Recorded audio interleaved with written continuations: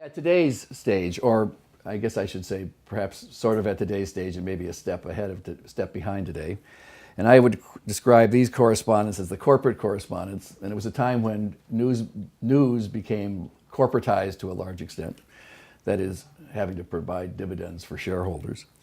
And unlike what had happened previously, journalists now were much more closely managed than they had been before. They were in touch with the Home Office and their work was coordinated. I'm going to say more about this later because I have some views on it. And it was also, of course, a time when instead of having rising credibility for journalists, there was declining credibility. Things like the war in Vietnam did not help us. And honestly, that was a time when I think foreign correspondents, not all, but many, were less colorful than they had been in a previous era. So if you look at that period, we aren't quite at today yet, but if you look at that period, there are really sort of three issues that cut across what happened in that 200-year period. One has to do with money, one has to do with audience interest, and one has to do with technology. I told you that the colonial newspapers were the first, had the most news. That was, in one way, we can think of that as the high water point in terms of amount of news. And the reason for that was printers just wanted to shovel stuff in newspapers. The audience was a colonial audience that cared about what was going on in Europe, obviously. There was also a reason you didn't want to publish local news, is you didn't want to make the local government unhappy because you didn't have the same press freedoms that we do today. And of course, the news was free. All this news was lifted, it was all pirated. Or if it was a letter, it was given to you to run. Once newspapers started realizing or started becoming serious money-making operations, and that really doesn't happen until about 1840. Prior to that, newspapers there were a few that made a little bit of money, but they charged a relatively high fee, and many of them didn't actually even get paid. And they were run by after the revolution, they were run largely by political parties, so that they were not what we think of today as balanced reporting. But once newspapers started trying to make money, the way James Gordon Bennett did by having the Herald send somebody like Stanley abroad because it would make news and be colorful, everything changes. Very few newspapers from that point on, or any news media, would specialize in or spend a lot of money on foreign news. And the reason was it cost too much. And in addition to that, reader interest was essentially pretty low. So newspapers like the New York Times has a rather elite audience for a mass market newspaper. And so it spends a lot of money on foreign reporting and still does.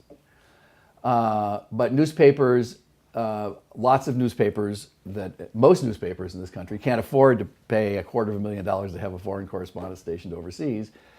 And so and remember, you can't have usually just one.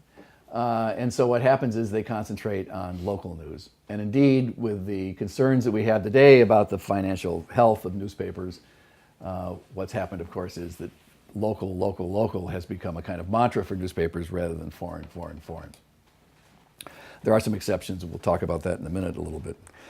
The result is, though, that foreign news has always been in short supply. In modern times, foreign news has been in short supply. I emphasize that point because if you listen to foreign correspondents, they are always saying, not always, but often saying, oh my God, foreign news is declining.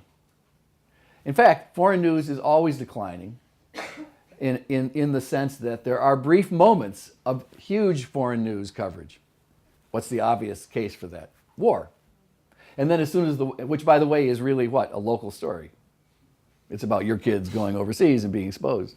Once that's over, there's always a decline. I did a little study and went and looked at what would happen after each war and how there'd be pieces, for example, in the Saturday Review, which was a very fine magazine.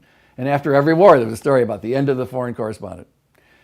But in fact, if you look at coverage and the amount of space in newspapers devoted to foreign news, it's been pretty much the same was pretty much all throughout the 20th century if you take out the wars.